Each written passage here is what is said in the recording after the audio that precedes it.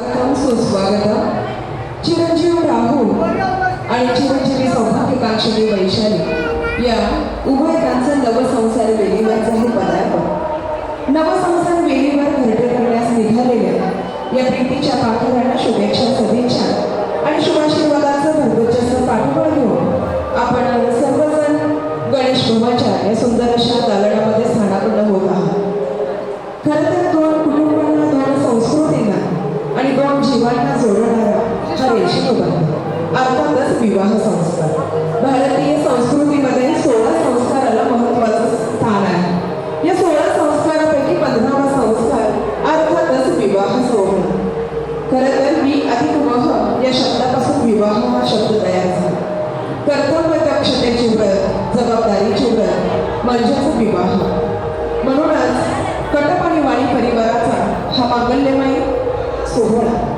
या सोहळ्यासाठी दोन्ही परिवाराने दिलेलं अगत्याचं निमंत्रण स्वीकारून आपण सर्वजण सहकुटुंब सहपरिवार या सोहळ्यास उपस्थित होत आहात.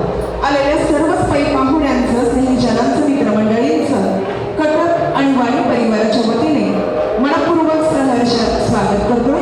आगतम, स्वागतम, सुस्वागतम. शब्दांची बोट धरून शब्दांच्या वारीला, शब्दांची बोट धरून शब्दांच्या वारीला, शब्द करीती स्वागत उपस्थितांच्या स्वारीला. आलेल्या सर्व पै पाहुण्यांचं पुन्हा एकदा शब्द सुमनाने मनस्वी सहर्ष स्वागत करते.